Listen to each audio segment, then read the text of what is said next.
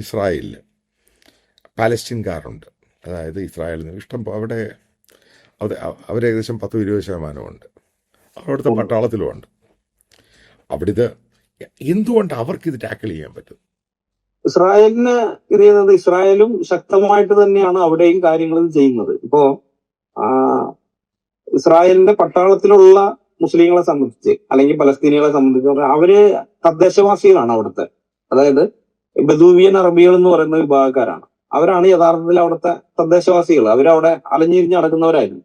ബാക്കിയുള്ള ഇന്നത്തെ പലസ്തീനികൾ എന്നൊക്കെ പറയുന്നത് ഇസ്രായേൽ അവിടെ സ്ഥലം മെച്ചപ്പെടുത്തി കഴിഞ്ഞപ്പോ, തോട്ടങ്ങളും മറ്റൊക്കെ ഉണ്ടാക്കിയതൊക്കെ മെച്ചപ്പെടുത്തിയപ്പോ ഇവരെ ഓടിച്ചു വിട്ടു. ജിഹാദ് നടത്തി ഇവരെ ഓടിപ്പിച്ചതൊക്കെ കൈയടക്കാൻ വേണ്ടിയിട്ട് ചുറ്റുപാടും വന്നവരാണ്. ഈജിപ്തിൽ നിന്നും ഇറാഖിൽ നിന്നും സിറിയയിൽ നിന്നും മറ്റുമൊക്കെ അങ്ങോട്ടേക്ക് കുടിയേറിയ ആളുകളാണ്. സൗദി അറേബ്യയിൽ നിന്ന് അങ്ങനെ പലയിടങ്ങളിൽ നിന്ന്.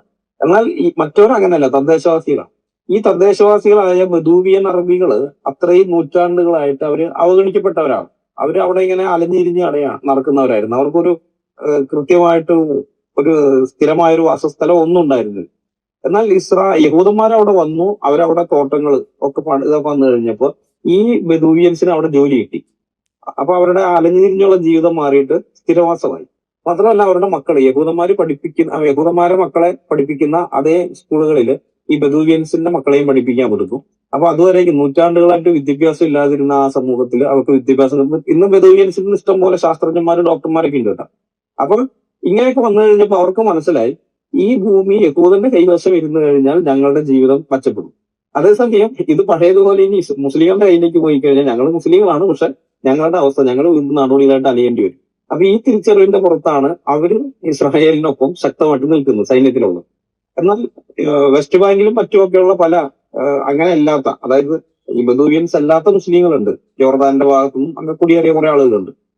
അവരിപ്പോൾ ഇസ്രായേലിനെതിരെ തന്നെയാണ്. പക്ഷെ അവിടെ ശക്തമായിട്ട് സൈന്യം നടപടികൾ എടുക്കുന്നത് കൊണ്ട് അവരെന്തെങ്കിലും ഇത് ചെയ്തു കഴിഞ്ഞാൽ ഇരട്ടി ശക്തിയിൽ തിരിച്ചടിക്കും എന്നുള്ളതുകൊണ്ട് ഇവരങ്ങനെ കൈകാര്യം ചെയ്യാൻ പറ്റുള്ളൂ. കാരണം ഇപ്പൊ നോക്കിയ ഈ ഇസ്ലാമിക് സ്റ്റേറ്റ് എന്ന് പറഞ്ഞുണ്ടായി വന്നത് ശൂന്യതയിൽ നിന്ന് വന്നവരല്ല. ആ ആളുകൾ അവിടെ ജീവിച്ചിരുന്നവർ തന്നെയാണ്. അതിന് മുമ്പ് ജീവിച്ചിരുന്ന ആൾക്കാരൊക്കെ തന്നെയാണ്. പക്ഷെ സദ്ദാം ഹുസൈൻ അവിടെ ഉണ്ടായിരുന്നപ്പോൾ ഇവരെ ഒറ്റ ആളും മിണ്ടിയില്ല, തല ഊക്കിയില്ല. കാരണം സദ്ദാം അങ്ങനെയാണ് ഇവർ അടിച്ചമർത്തി വെച്ചിരുന്നത്. അതുകൊണ്ട് ചെയ്തില്ല. പക്ഷെ സദ്ദാം മാറിയിട്ട് പകരം പിന്നെ അമേരിക്കൻ നിയന്ത്രിത ഗവൺമെന്റ് വരുന്നു. അവര് അമേരിക്കൻ ലിബറലിസത്തിനനുസരിച്ചിട്ടാണ് അവിടെ ഭരണം നടത്താൻ നോക്കിയത്. അനന്തരഫലം എന്താണ്? ഇസ്ലാമിക് സ്റ്റേറ്റ് എന്ന് പറഞ്ഞൊരു സാധനം ഉണ്ടായോ? അപ്പൊ ഇവരെ അടുത്ത് നമ്മള് ലിബറലിസത്തോളം കടമെട്ട് കഴിഞ്ഞാൽ ഇവര് നമ്മളെ തിന്നു കളയും.